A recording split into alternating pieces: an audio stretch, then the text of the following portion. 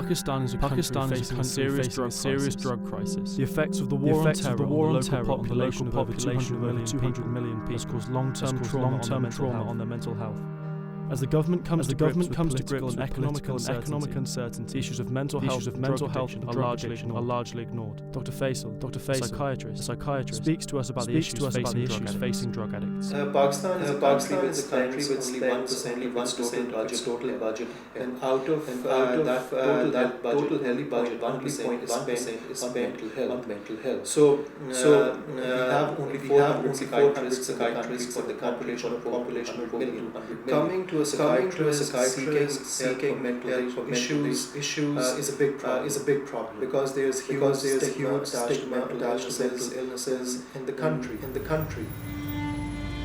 With a low number of psychologists to deal with the increasing number of mental health patients, drug abuse is fast an easy alternative for escapism. Professor Shakil Malik, a clinical psychologist 26 years working mental health patients, attributes trauma to the rising drug abuse situation. Drug addiction, in my clinical opinion, that I see of patients of people who come to me is across the social spectrum. It does not spare color, social spectrum, right across. Trauma has a sense of having an additive effect, cumulative effect, and people become insecure. Some of the that we have in this country are so addictive that they become physically dependent, psychologically, physically dependent. Leave them, they can't. Becomes a compulsion to take these drugs. Pakistan's historical run-in with terror has left the population mentally traumatized. Be it terrorism, natural disaster, escapism, is high on the list. For this is a highly traumatized state of war, terrorism, rampant, suicide bombings, earthquake, floods, you name it, man-made disasters coming together.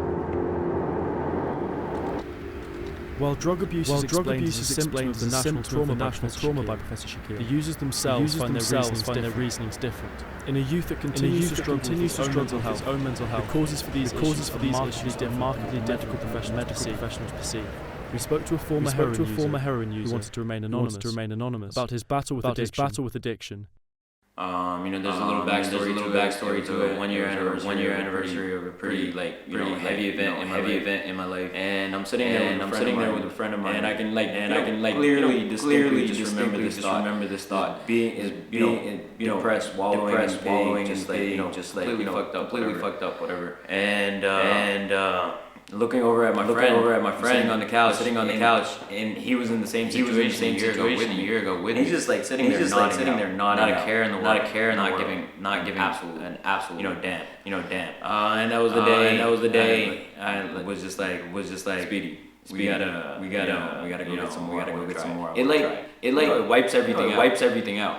At first, you're not gonna realize how important the fucking buzz of it is. It's about getting numb. It's like getting rid of everything. 3 months down the line, I found my first opium, pharmaceutical, and tried that. From then on, it was just like from then on it spiraled. And that's the one thing that there was nothing that could get me to stop. Weed, I smoked because I didn't really see something bad in it. The addiction for heroin got to a point where I was spending outside my excessive amount on something that was incredibly temporary for that moment.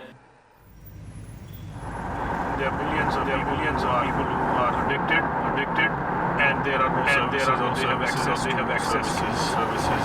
There is a very high level of stigmatization, somehow mental pathology, and people would rather lock their relatives up, tie them up, or do all sorts of rather take them for treatment.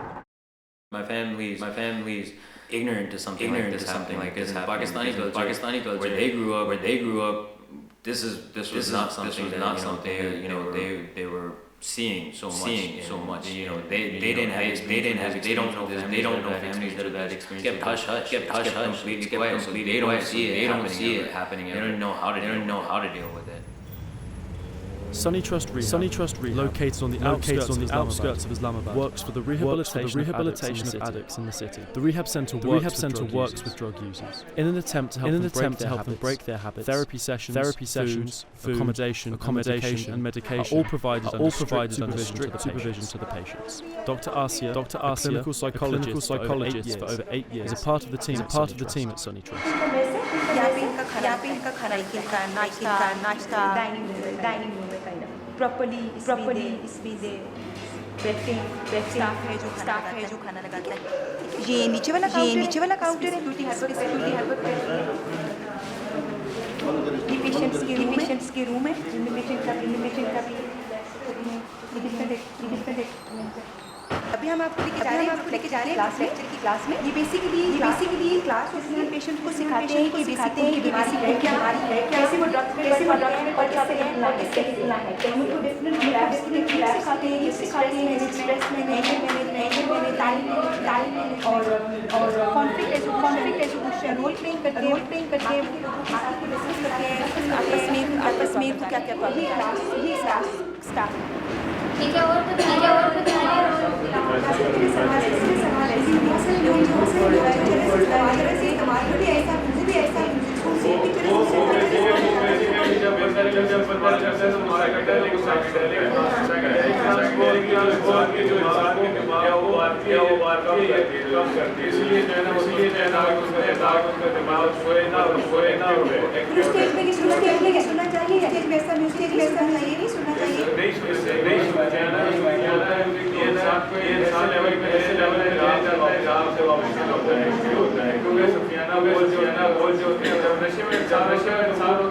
हर चीज को deeply जब deeply सोचते हैं इंसान तो उसके बाद जो है ना जब डीपली होता है इसका मतलब ये है कि उसका बड़े नशे में लो तो इसका मतलब उसका बड़े। Rajesh Shahid, a recovering heroin user, tells us about his time in recovery. ये साल जो यहाँ पे जो है और उसके अलावा जो ड्यूटियाँ जो होता है ग्रुप लेक्चर क्लास होती है वो ग्रुप थेरेपी की क्लास होती है क्लास होती है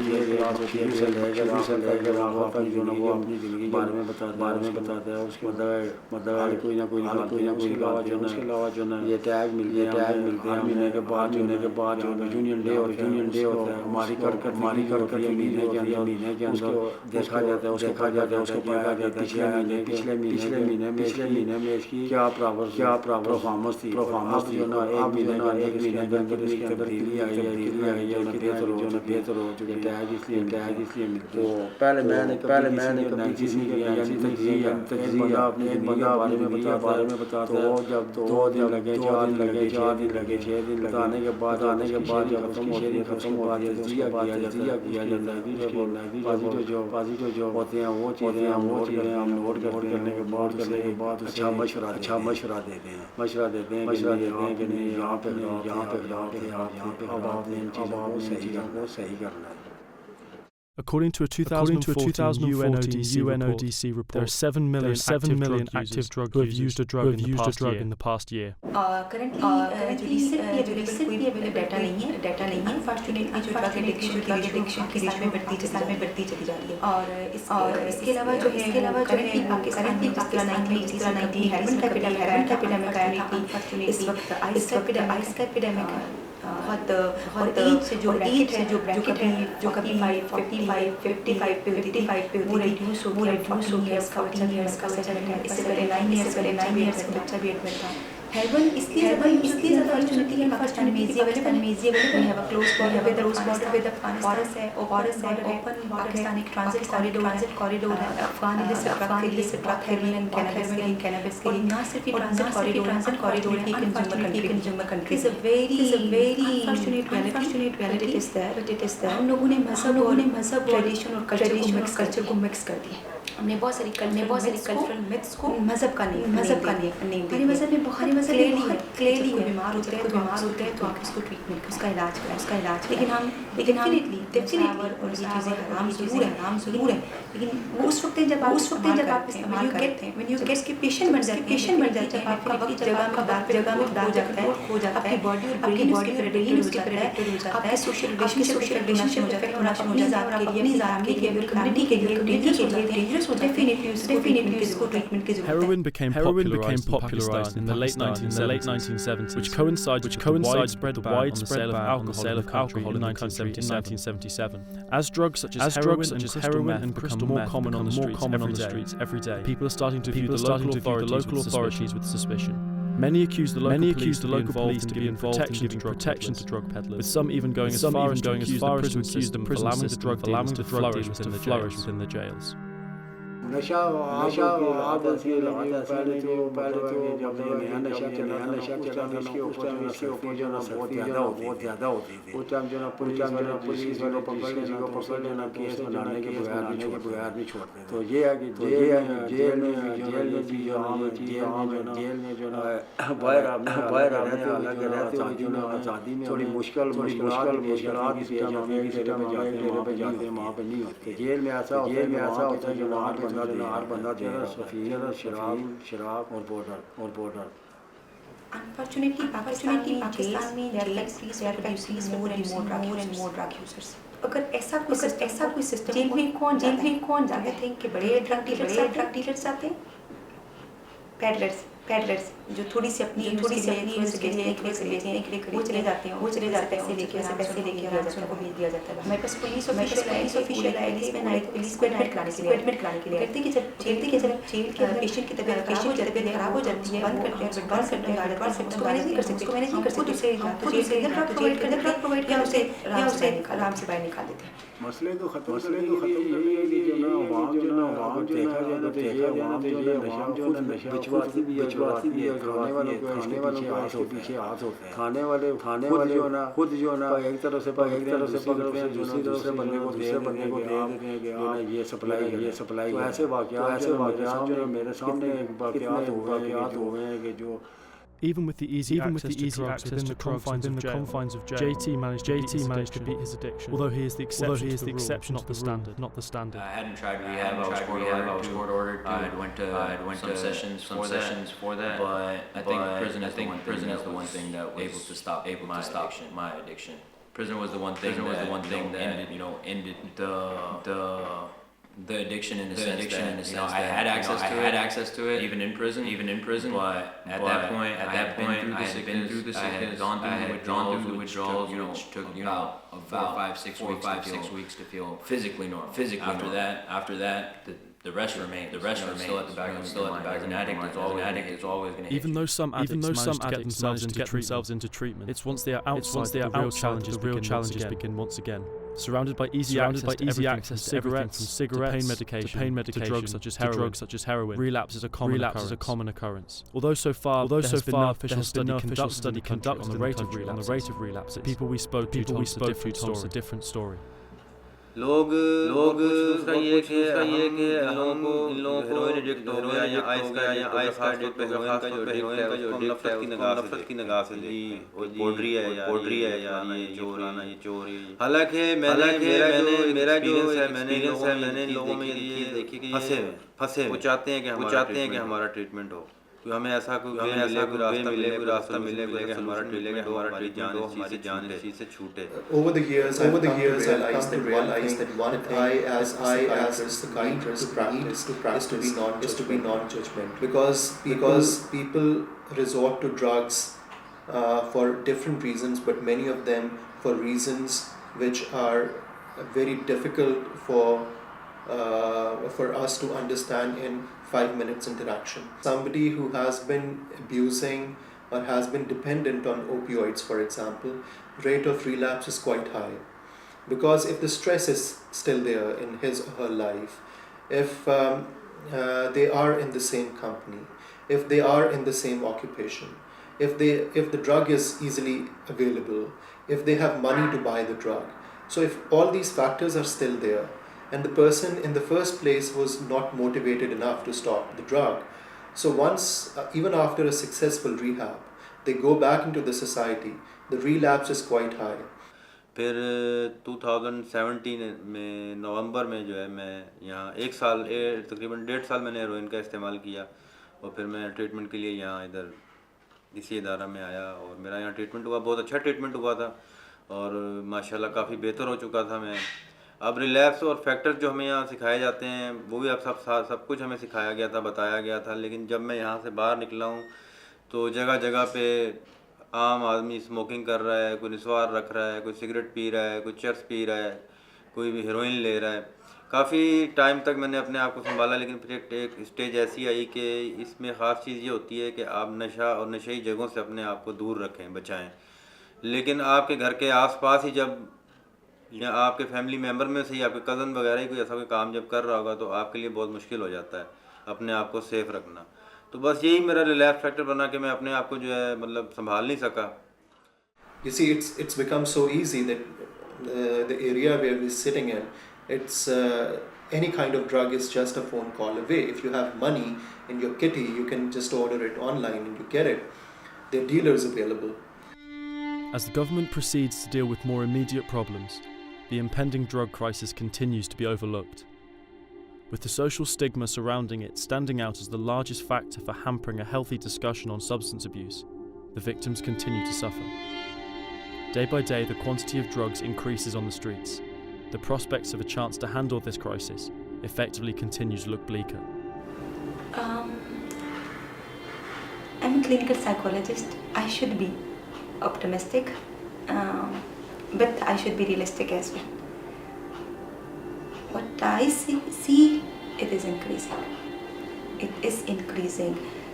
जो quality, जो ways of different types of drugs हैं, अब नई चीज़ें आती जा रही हैं. Types, ways of using drugs, ये अब चेंज होते जा रहे हैं. जैसे मैंने पहले भी डिस्कस किया कि अगर आप पहले एज ब्रैकेट 35 पे थी, अब वो एज ब्रैकेट रिड्यूस होके 9 years, 12 years, 14 years पे हेरोइन डिपेंडेंट अगर आपके मुल्क में है तो that is very alarming situation. It is increasing. We cannot move away from the issue. It's a big issue now. Parents are realizing, youth itself is realizing, people who have suffered, they have the lived experience to tell you. Plus the government, it also has a realization, but there are no practical measures that we see on the ground. So we need to educate ourselves. We need to learn more, because what I fear is we have adolescents studying in schools and colleges. They are using drugs for party purposes, for fun, without even realizing that what kind of effect it has on their brain. There's nothing in my mind that's going to help them change it.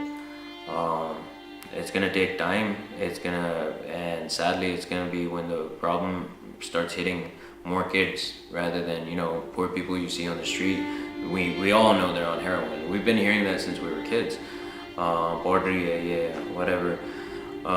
But when this starts hitting in homes, and wealthy homes specifically, and starts happening in enough homes that people start hearing about it, people are ashamed by it, but they're like, okay, well, they experienced the same problem, they're getting better now, they're experiencing the same problem. Once it gets to that point, that's the only way the mentality is going to change. I don't see any marketing campaign, any advertising campaign that's going to change this. I don't see any any catastrophe or event that's going to change this. It's the same thing. Once the epidemic gets heavy, that's when people will respond to it in maybe a better way.